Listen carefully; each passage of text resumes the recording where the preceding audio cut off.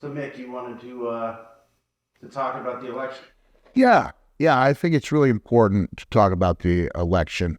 I think it's important for everyone to have a moment where enough's enough. I mean, for me, enough was enough 8 years ago. The Undertaker is correct in saying Donald Trump made politics fun again. You've made politics fun again. For about 3 weeks in 2016. But it's 8 years later, and there's absolutely nothing fun about this man. To me, there's nothing fun about a man who could be the next president of the United States talking about the enemy within, making it clear that this was not a mistake. This is his go-to line, the enemy within, the enemy within, the enemy within. It's the enemy from within. The enemy from within.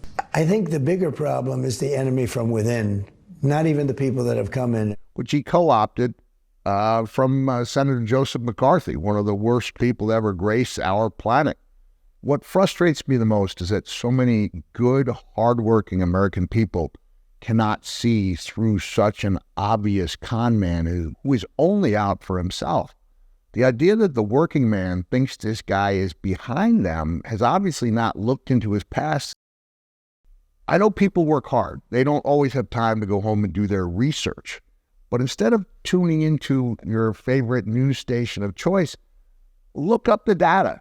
See how many times Donald Trump has failed to pay his contractors and workers over the last 30 years. It's in the hundreds. He claims it's because they didn't do good work. This comes from a guy who claims he only hires the best people.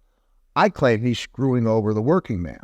Kevin Nash today told me a story about going into the venue that used to be the Taj Mahal, mentioning Trump's name and seeing the bartender roll his eyes. And the bartender told a story about his father was an electrical contractor, worked hard his whole life to build up that business.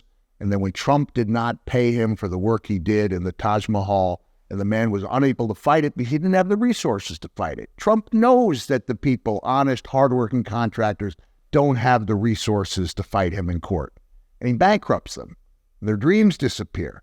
That's not standing up for the working man.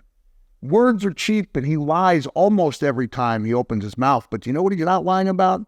When he talks about coming after the enemy within. The enemy within. Who is that? It could be anyone. It could be me. An article came out today in NPR, October 22nd, 2024, with a study that showed Donald Trump had issued over 100 threats to people he perceived as his political rivals. He has threatened to impeach and prosecute Kamala Harris. He accused Barack Obama of treason. He said his chairman of the Joint Chiefs of Staff, Mark Milley, General Mark Milley, should be executed. He did nothing to stop what could have been the death of Mike Pence, his own vice president. Crowd chants, "Hang Mike Pence." There's a hangman's noose outside. And now he's gone so far as to say that anyone who criticizes the Supreme Court and other judges should be put in jail. So, Donald Trump, I'd like to talk directly to you. Are you going to put me in jail for criticizing your Supreme Court? Because I think Clarence Thomas is a disgrace to the Supreme Court.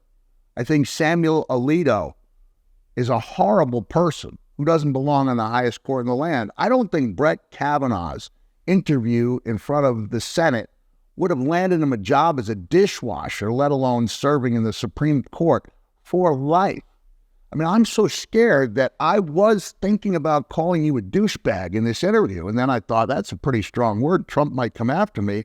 And I made the decision not to call you a douchebag, even though you are one.